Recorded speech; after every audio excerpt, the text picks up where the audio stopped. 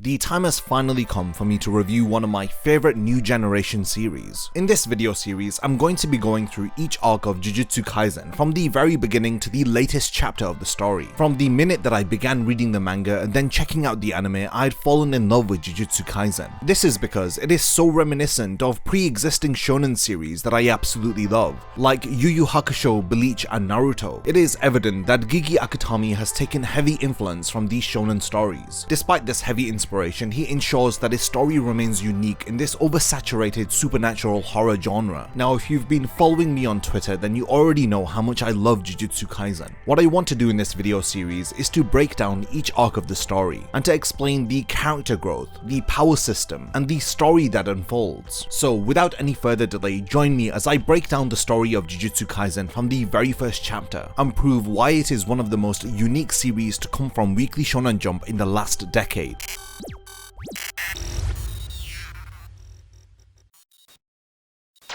Jujutsu Kaisen began as a manga series with its first chapter published on the 5th of March 2018. It was later adapted into an anime with its first episode airing on October 3rd, 2020. This series has been received incredibly well by fans across the world, with the manga having over 50 million copies in circulation. With it only having debuted over 3 years ago, it is already one of the best-selling manga series of all time. The story of Jujutsu Kaisen is broken down into several different story arcs, and as of making this video, there are just under 160 chapters released, which are spread across 11 story arcs. The first 4 chronological chapters of Jujutsu Kaisen cover the Cursed Child arc. This follows the story of Yuta Okotsu. These 4 chapters were released 1 year prior to the initial serialization of Jujutsu Kaisen, and it was because of the success of these 4 prequel chapters that Jujutsu Kaisen was greenlit as a story. Now, the Cursed Child arc will be adapted into a movie that will release at the end of this year, so I will cover these 4 chapters down the line. But as for this video, I'm covering the first 2 story arcs of the series, which are the introduction arc, which spans from chapters 1 to 5, and the Cursed Womb arc, which covers chapters 6 to 9 of the story. The main focus of the world of Jujutsu Kaisen is this concept of cursed energy. It is set in a world where cursed spirits are created from the negative energy that humans generate. Over time, this negative cursed energy accumulates in certain areas, and it results in the formation of what is known as cursed spirits. These cursed spirits pose a threat to humans in various different ways. The story does an excellent job of explaining very early on what cursed energy and cursed spirits are, as we learn that one of the most powerful cursed spirits who existed over 1,000 years ago had his cursed energy split into 20 indestructible fingers called Sukuna's fingers. Sukuna's fingers are an example of cursed objects, and the story of Jujutsu Kaisen kicks off when our protagonist Yuji Itadori comes into contact with one of Sukuna's fingers. The introduction arc begins with us being introduced to the character of Megumi Fushiguro. We learn that he is looking for a special grade cursed object. The cursed object that Megumi is looking for is indeed one of Sukuna's fingers. When he appears to have difficulty locating the special grade cursed object, we then cut to Yuji Itadori. Our protagonist of the story is introduced as a first-year high school student, and he is a member of a after-school occult research club. Despite Yuji being gifted with incredible athletic ability, he would much rather spend his time investigating paranormal occurrences in and around his school. He makes it clear that he has his own reasons behind why he is a member of the occult research club. Megumi ends up bumping into Yuji and notices that there is something strange about him, and he can feel the presence of the cursed object growing even stronger after Yuji walks past him. He is surprised by Yuji's enhanced physical abilities, because it is evident that he isn't utilizing any cursed energy to enhance himself. Gege Akutami makes it very clear that before Yuji became a Jujutsu sorcerer, he already was physically gifted. We quickly find out where Yuji was rushing off to after school, as we see him visiting the hospital. During the very first chapter of Jujutsu Kaisen, a character-defining moment occurs for Yuji, as we learn that this meeting with his grandfather would indeed be his last, as Yuji's grandfather imparts with him wisdom that Yuji carries forward throughout the entirety of the story. And it's no exaggeration to state that the words of Yuji's grandfather end up defining his character. Upon meeting his grandfather, he tells Yuji that that he has some final words for him. They are about his parents, but Yuji makes it clear that he doesn't care, he doesn't want to hear anything about them. His grandfather tells him that he is a strong kid, so he needs to use his strength for good. He advises Yuji to help people. It doesn't have to be all of the time, but just whenever he can. He may not receive any gratitude from people despite helping them, but he should continue to do so. These are the words of wisdom that his grandfather instills within him. The reason that he had told Yuji to help people is because he doesn't want his grandson to end up like him, laying on his deathbed with only his grandson there to see him off into the afterlife. These are the final words that Yuji hears from his grandfather. A dying wish. His grandfather's desire for Yuji to help as many people as he can, and for him to be surrounded by his loved ones when he dies. Like I mentioned, his grandfather's final words end up becoming a driving factor for Yuji's character, resulting in him making a lot of decisions and being guided by his grandfather's final wish. This is a very humble and simplified desire that our protagonist has within this story, and it reminds me a lot of Yusuke's desire within Yu Hakusho, or the desire of Ichigo from Bleach. It isn't anything larger than life, it is but a simple yet relatable goal. With the mystery of Yuji's parents being left unresolved, we can assume that he has just lost the only family member that he has ever known, leaving him on his own now. The entire situation hasn't really sunk in for Yuji, but he remains with an optimistic attitude, as he states that his grandfather would not want him to be moping around. He would want him to continue on with his life despite his death. And it is at this moment that Yuji is formally introduced to Megumi Fushiguro, who is a first-year Jujutsu sorcerer from Jujutsu High. We learn that the special grade cursed object that Megumi has been looking for is in the possession of Yuji's occult research club. Then the fascinating premise that pulls us into the world of Jujutsu Kaisen is explained to us, as we learn that nationally on average 10,000 people either die of unexplained causes or are reported as missing.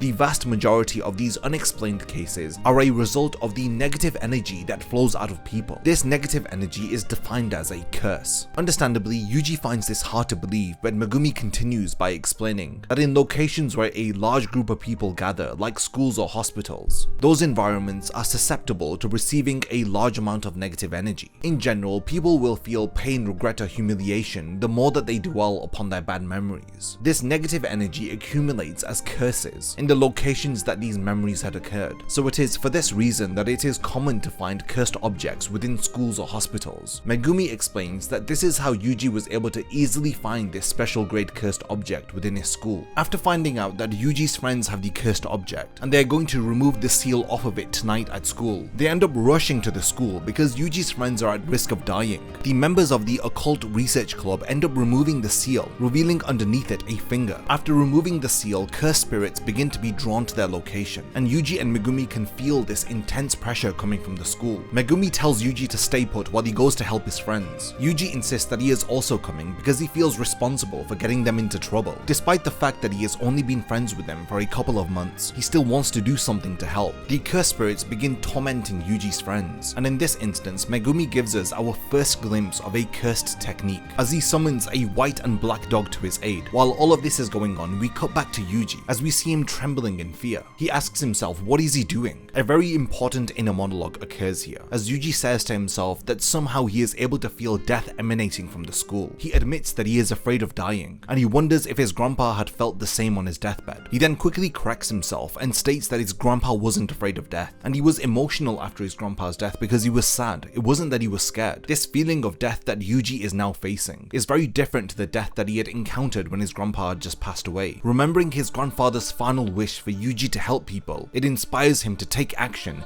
instead of standing there feeling afraid. We can see that the cursed spirits that have appeared within the school want the cursed object. Megumi finds one of Yuji's friends about to be devoured by a cursed spirit. When he admits that he is too late to save her, Yuji appears on the scene. He breaks through the window, double kicking the cursed spirit. Megumi is stunned that Yuji was able to jump all the way up to the 4th floor of the school. And like I've been stating throughout this video, Yuji is clearly a special and gifted individual. And throughout this first chapter, I wish that we got to hear what Yuji's grandfather had to say about Yuji's parents. Clearly, the secret of his enhanced physical abilities lies with the identity of his parents. When he arrives to protect his friend, Yuji comes face to face with a curse for the first time. You can see that throughout this chapter, Yuji takes action and comes out of his comfort zone whenever he remembers the dying words of his grandfather. He continuously reaffirms this desire to help people, and it is for this reason that he comes to Megumi's aid when he is attacked by a large cursed spirit. Yuji Yuji tries to fight against the cursed spirit with his bare fists, but Megumi states that the only way to exorcise a curse is by using cursed energy. When Yuji realizes that the cursed spirit is after the finger of Sukuna, he ends up swallowing the cursed object. He does so in order to save everybody. Megumi rightfully calls him out and states that he is an idiot. He has consumed a special grade cursed object. For an ordinary human, it is a lethal poison. There is no way that Yuji won't die, but Megumi states that Yuji does however have a 1 in a million chance of surviving. And just at that moment, the legendary curse of Ryumen Sukuna manifests within Yuji's body. Taking control of his body, he easily destroys this large cursed spirit. After consuming the cursed object, Yuji's appearance has completely changed. He has this sinister, sadistic expression on his face, which reminds me of when Ichigo's hollow takes over his body. Megumi thinks to himself that he was right. It was either that Yuji was going to die or there was a 1 in a million chance that the special grade cursed object would incarnate itself. Sukuna declares that he is going to massacre all of the humans, but at this moment Yuji takes back control of his body. It is at the end of chapter 1 that Yuji realizes that he can suppress Sukuna from manifesting within his body, but after Yuji had eaten the cursed finger, Megumi declares that he is no longer a human. Under the Jujutsu regulations, Yuji Itadori is now a curse, and Megumi states that he is going to exorcise him. The second chapter immediately introduces us to my favorite character within the story, the individual who teaches the first years at Jujutsu High, Satoru Gojo. He reveals to Yuji that his secret execution has been set. We then cut back to Yuji at the school prior to being captured by Gojo. Just as Megumi is about to exorcise Yuji, Gojo arrives. He learns that Yuji ended up eating the cursed object. Gojo asks Yuji to allow Sukuna to control his body for 10 seconds. It appears that Gojo wants to test out his strength against the strongest spirit. Yuji expresses his concern, but Gojo reassures him by immediately revealing to us and to him that he is the strongest Jujutsu sorcerer. During this scene, we also learn that while all of this was happening at Yuji's school, Gojo had been shopping for souvenirs while people's lives were in danger. You can tell that he is a very cool but carefree character. I suppose anybody would behave like this if they were dubbed as the strongest in the world. Gojo briefly demonstrates his abilities against Sukuna, who is no match for him. He is shocked at Gojo's speed. Just before the time limit of 10 seconds is about to be up, Sukuna fires an attack towards Gojo, but he appears to have easily diverted it away from him, leaving Gojo unscathed. Sukuna is subdued as Yuji takes back control over his body. Gojo ends up knocking Yuji out. As he asks Megumi what they should do with him, he rightfully tells Gojo that Yuji should be executed under the Jujutsu regulations, but it appears that Megumi has taken a liking to Yuji, as he states that he doesn't want him to die. Because of Megumi's request, it appears that Gojo is going to pull some strings in order to save Yuji. Thanks to Gojo being the strongest Jujutsu sorcerer, he is able to suspend the execution of Yuji. Gojo then explains to him that there are 20 of Sukuna's fingers in total. Currently, Jujutsu sorcerers are in possession of 6. Sukuna's fingers cannot be destroyed because they are that much of a powerful curse, and with each passing day the fingers get stronger. We learn that nobody alive is able to seal these fingers. That is until the appearance of Yuji, who demonstrates that he can swallow Sukuna's fingers and control the powerful curse. If Yuji is able to successfully consume all 20 of Sukuna's fingers, then when Yuji dies, the curse of Sukuna will die along with him. Thanks to Gojo's influence, he is able to convince the higher-ups of the Jujutsu world not to exterminate Yuji. Gojo proposed to the higher-ups that there is no guarantee they will come across a vessel of Sukuna again, so he had told them if they are going to kill Yuji, then why not kill him after he has consumed all of Sukuna's fingers. Gojo then proposes 2 options for Yuji. Either he dies now, or he finds the remaining fingers of Sukuna, and he is killed after he has taken them all into his body. After saying goodbye to his friends, Yuji has a insightful conversation with Gojo. He asks Yuji if he has made a decision. He replies to Gojo by asking if a lot of casualties occur because of curses. Gojo tells him of course. Individuals are considered to be lucky if they can die a normal death after running into a curse. Even if a body is found all torn up, then that is still considered a best case scenario. Gojo warns Yuji that if he is serious about locating all of Sukuna's fingers, then he is going to come across some gruesome scenes, and he cannot guarantee Yuji's own safety. Once again, it is the words of his dying grandfather that guide him into deciding that he is going to help people. After realizing that if Sukuna is eliminated, fewer people are going to be killed by curses, he agrees to help Gojo and the Jujutsu sorcerers. He shows his conviction in his decision by consuming the second finger of Sukuna, now having contained 1/10 of Sukuna within his body. Yuji indeed is a fascinating individual. His innate talent and abilities even get the interest of the strongest Jujutsu sorcerer, as Gojo notes that not only is Yuji's body resisting the curse of Sukuna, but he is also able to control it without any issue. He states that an individual like Yuji only appears once every 1,000 years or so. Even before enrolling into Jujutsu High or learning about cursed energy, Yuji is able to demonstrate that he has phenomenal ability, and again it leaves you wondering about Yuji's parents, if their identities will reveal the mysteries surrounding Yuji's character. By the end of the second chapter, Yuji affirms his goal, which is to eat the rest of Sukuna's fingers. He is doing this primarily because of the last request of his grandfather. He knows that if he is able to help others, then when it is Yuji's time to die, at least he will be surrounded by people who care for him. He is then taken to Tokyo, where he enrolls into Tokyo Jujutsu High. It is revealed that he is one of the 3 first-year students, and he will be taught by Gojo himself. Of course, Megumi is one of his classmates, but the identity of the 3rd student still remains a mystery. Upon arriving at the school, Yuji is taken to have a meeting with the principal. During his interview with the principal, Yuji's motives for becoming a Jujutsu sorcerer are called into question, as Yuji affirms he wants to prevent people dying because of curses. His reason for doing this, of course, is because of his grandfather's final request. The principal questions this motive, whether if Yuji is really going to fight against curses just because someone had asked him to. Yuji is continuously attacked by one of the principal's dogs until he gives a worthy enough answer to him. Yuji is made aware that becoming a Jujutsu sorcerer is a very unpleasant job. The qualifications for being a Jujutsu sorcerer are to be very motivated and slightly crazy. The principal then asks Yuji if he ends up dying, is he going to blame his grandfather because he had told him to help people. The principal here is helping Yuji to realize his true motives, and it's a great way for us to see Yuji's resolve tested so early on in the story. So when Yuji is asked for one final time why is he here in Jujutsu High, he tells the principal that he knows that consuming the fingers of Sukuna is only something that Yuji can do. If he runs away from this mission or tries to escape from his execution, he would constantly live with this feeling that because of his actions, people are now going to die because of the curse of Sukuna. Yuji is accepted into Jujutsu High when he proclaims that he is not going to regret the way that he has lived his life, and it is for this reason that he is going to help people by destroying the curse of Sukuna. After Yuji is enrolled into the school, we are then introduced to our 3rd first-year student, Nobara Kugisaki. She is referred to as the Girl of Steel. Jujutsu sorcerers are incredibly rare, because it is rare to come across somebody who can actually see curses, and it is for this reason that the first year of Tokyo Jujutsu High only has 3 students. After we are introduced to Nobara's character, we quickly learn that she is hot-headed, but she has a very silly and playful side, similar to Yuji. We quickly begin to understand the dynamic between the 3 first years, as Megumi is serious, mature, and often frowns upon Yuji and Nobara, as the 2 of them are easily excitable and easily given to Gojo's playful personality. While Megumi is recovering from his injuries, Gojo has Yuji and Nobara go on a mission. They are to exorcise any curses that have been haunting an abandoned building within Roppongi. Gojo wants to see what the 2 of them are capable of, so this is in fact just a simple test of their abilities. From this we can tell that Gojo already has an understanding of Megumi's abilities, and it's pretty much hinted here that Megumi and Gojo have known each other for a while. Since the only way to defeat a curse is to expel it by using cursed energy, Gojo ends up giving Yuji what's known as a cursed tool, a blade called the Slaughter Demon. We learn that cursed tools for the most part are weapons that have cursed energy flowing through them. Gojo also orders Yuji on this field test not to let Sukuna out. If Yuji relied on the abilities of Sukuna, sure, he would be able to eliminate the curses easily, but he would also put in danger the humans that are near to him. And since Roppongi is a densely populated area, it would be wise not to rely on Sukuna. Now you've probably noticed this, but Gojo's character is very reminiscent of Kakashi and Urahara. A lot of what he says has double meanings, and he doesn't always reveal his true intentions from the get-go. As after Yuji and Nobara begin their mission, Gojo reveals to Megumi that this is more of a test for Nobara. Megumi was insisting to Gojo that he wanted to also go on the mission in order to keep an eye on Yuji, but Gojo wants to see how Nobara can deal with the situation, if she can handle working as a team while at the same time dealing with Yuji's unpredictable abilities. As their mission begins, there's some friction between Yuji and Nobara, so they split up, quickly taking out the nearby curses. The thing about this mission is that Gojo knows that Yuji is a crazy individual. For the most part, he has lived his life as a typical teenager, but when it comes to facing off against curses, Yuji has no fear, and this is something that even Jujutsu sorcerers who have great potential struggle to overcome initially. It is because of their fear and disgust of curses that they don't live up to their great potential. Megumi is used to seeing curses from a young age, but for Yuji, who had never seen one in his life, and for him to easily challenge a curse in order to protect his friends, proves to Gojo that he has what it takes to become a Jujutsu sorcerer. During this mission, he wants to see if Nobara too has this crazy side to her, and as we're we're about to see, Gojo is not going to be disappointed, because Nobara is one of the most craziest characters within Jujutsu Kaisen. She is able to easily identify a curse who is disguising itself as a mannequin. She draws out some nails and a hammer as she demonstrates her curse technique. Nobara had been raised and born on the countryside, so the curses that she is used to from there don't compare to the curses that are formed within an area like Tokyo. Since Tokyo is more densely populated, it will obviously result in the generation of more curse energy, resulting in the curse spirits from this area being a lot more stronger than the curse spirits from the countryside. When the curse spirit that Nobara is fighting against ends up taking a child hostage, Nobara frustratingly drops her weapons and surrenders. She is very frustrated because the curse that she is going up against is probably a grade 4 curse, which is one of the lower leveled curse spirits. Just as Nobara accepts that she is going to be defeated by the curse spirit, Yuji interrupts them, breaking through the walls, saving the kidnapped child. When the curse spirit takes this opportunity to leave the abandoned building, Nobara quickly takes the initiative to use one of her straw doll techniques. Similar to a voodoo doll, she drills a nail through the straw doll, and it results in the curse spirit being exorcised. This ends up proving to Gojo that Nobara too is a very crazy individual, and she has what it takes to become a Jujutsu sorcerer. This concludes the first introduction arc of Jujutsu Kaisen, as we are excellently introduced to all of the key characters within the story. We had an opportunity to see Yuji and Megumi working together to face off against curse spirits. We saw Gojo briefly battle against Sukuna, even having the opportunity to see Yuji's resolve tested so early on within the story, when he is interviewed by the principal, and how he is able to fight his case and prevent his execution. And lastly, we quickly got introduced to the character of Nobara Kugisaki, and we already got to see her working alongside Yuji to battle against curse spirits. Everything unfolds very quickly, one thing after the other, and it's a lot to take in. And it did take me a couple of read-throughs to make sure that I didn't miss any of the details, because so much happens within these first 5 chapters. But I still believe that Jujutsu Kaisen has a very strong introduction, and it throws you right into the world of Jujutsu sorcerers and cursed spirits. The next arc, titled the Cursed Womb arc, is briefly mentioned at the end of chapter 5, as we get a shocking revelation just prior to the beginning of the story arc. On one of the panels, we see Yuji's face as it begins to be blurred out, then with details of a report from July 2018, the location being in West Tokyo City at a juvenile detention center. We get the brief outline of this mission, as the report reveals to us that a special grade cursed spirit was witnessed by multiple non-jujutsu sorcerers. This was deemed as an emergency. This cursed spirit was floating above the sky of the juvenile detention center, and as a result, 3 first-year students were sent to the scene. However, chapter 5 ends with a shocking revelation that one of the 3 first-year students had ended up dying.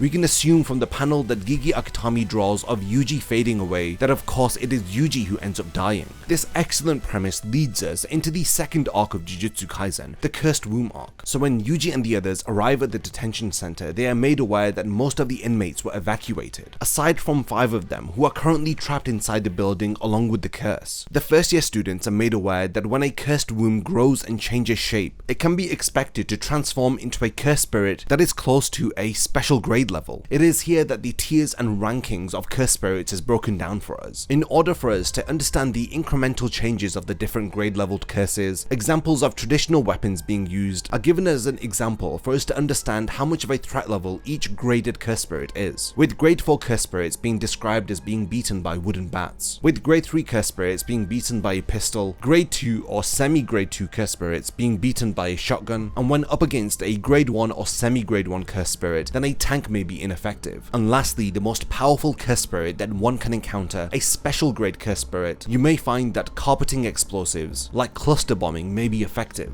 This is when a large area of land is bombarded in a progressive manner to inflict damage to every single area of that land. However, the power of a special grade varies immensely, and as we're about to see within this story arc, the 3 characters are going to be up against a special grade cursed spirit, and you will quickly understand why even a cluster bomb may be ineffective against one. Truthfully, the first years are told that Gojo should have come on this mission, but because he is away on business, and the Jujutsu world is very short on manpower, they have no other choice but to rely on the first years in such a extreme emergency. Yuji and the others are told not to engage with the special grade cursed spirit. Their only options are to either run away or die. Prior to beginning the mission, a mother of one of the 5 inmates who is currently trapped within the detention center approaches them. She wants to know if her son is okay. They tell her that there is a possibility that poison has spread within the facility, and they cannot guarantee her son's safety. After seeing the mother crying, Yuji and the others resolve to save her son. When they enter into the curtain that is concealing the detention facility, Megumi unleashes one of his divine dogs. It will alert them if the curse ends up coming closer to them. As they begin to explore the facility, facility, they immediately come across a mutilated corpse. The words of Gojo from an earlier chapter echo in our mind, that when an individual comes across a cursed spirit, it is considered a best case scenario even if a mutilated body is found. They realize that the body that they have found was that lady's son who they had only moments ago resolved to save. A moral conflict quickly erupts between Megumi and Yuji, as Yuji wants to take the remains of this body back to its mother. Megumi explains to Yuji that this individual isn't even worth saving even if he was alive. He has to remember that he is an inmate within a juvenile detention center. He was convicted for driving without a license, and he ended up hitting a girl who was walking home from school, and this had been his second time driving without a license. Megumi tells Yuji that he always wants to save as many people as possible, but who's to say that the people that Yuji saves won't end up killing other people in the future. But before their argument can continue, a portal forms under Nobara's feet as she falls through the ground. At the same time, Megumi realizes that his divine dog has been defeated, and at that moment they are approached by the special grade curse. They both end up being frozen in fear. Yuji attempts to attack the cursed spirit, but his left hand is severed, along with the cursed tool that he had been using being split in two. While Yuji and Megumi are up against the special grade, Nobara finds herself in a dark environment. She can sense the presence of a curse though. Yuji ends up battling against the special grade on his own, while Megumi rushes off in order to save Nobara. It took a lot from Megumi to place his trust into Yuji, to trust that he would be okay and he wouldn't die against the special grade. Otherwise, Megumi would not have left him on his own. Yuji's plan is to buy enough time so that Megumi can save Nobara. Like Yuji had said, the cursed spirit appears to be playing with him. It is aware of how powerful he is. As Yuji struggles, as he experiences hurt and pain, the words of his grandfather continue to echo in his mind. His final request to help people. Just like when many of us face difficulty, our minds begin to take over and tell us to run away from the situation, convincing us that we would be rather doing anything but this difficult task. Yuji's mind begins to tell himself that he doesn't want to die. He then screams out and tells himself not to think. We then cut to Nobara as it appears that she has just barely defeated a cursed spirit and she is going to be consumed by another. Megumi ends up saving her as they escape the facility. At the end of chapter 7, when Yuji realizes how weak he truly was and that he doesn't want to die in an unnatural manner, he begins to think of the words of the principal, that no Jujutsu sorcerer dies without regret. Yuji remembers that curses are formed because of negative energy flowing out of people, so all of the hatred, fear and regret that Yuji is feeling right now, he unleashes it into his fist, and we see that his right hand is surrounded by cursed energy as he punches the cursed spirit. And just at that moment, when he receives the signal that Megumi and Nobara are safe, Sukuna takes over Yuji's body. Sukuna demonstrates his monstrous power by easily taking out the special grade cursed spirit. He utilizes a special Jujutsu technique called domain expansion. His domain expansion is called Malevolent Shrine. It results in him cutting up the cursed spirit in several slices. It appears that this special grade had consumed one of Sukuna's fingers. After Sukuna defeats the special grade, Yuji is unable to regain consciousness. This results in Sukuna running free with Yuji's body. Sukuna then ends up confronting Megumi, as he ends up taking Yuji's body hostage. After consuming the finger that he had received from the special grade, he resolves now to kill Megumi. In chapter 9, Megumi is left with no choice but to battle against Sukuna, and this is one of the most important exchanges within the entirety of this story, and the reason why Sukuna ends up taking a liking to Megumi so early on. During this battle, we learn about Megumi's desire to save people, whether if it's fair or not. Megumi utilizes his Shikigami in order to battle against Sukuna. He is impressed with how Megumi is able to get into close quarters combat, while also effectively using his Shikigami. Sukuna is impressed that Megumi isn't afraid to mix things up. Despite being outmatched by Sukuna, Megumi ends up leaving an impression on him, to the point that Sukuna wonders why is it that Megumi had run away from that special grade. It is like Sukuna knows the latent potential within Megumi. He is probably aware that if Megumi had fought against that special grade, then he may well have ended up defeating it. When the situation appears to be hopeless, Megumi remembers why he had saved Yuji. He recalls back to his sister, who is currently hospitalized. He recalls this phrase that the only thing fair about life is how unfair it is to everybody. He recalls how kind his sister was to everybody, but despite this, she was cursed. Thinking about all of this in his past, Megumi states that he didn't save Yuji because it was the most logical thing to do. He just didn't want to see a good person end up dying. He says that despite it being a selfish, emotional decision, he is glad that he had ended up saving Yuji, and that is exactly the reason why he had not regretted saving him, not even for a moment.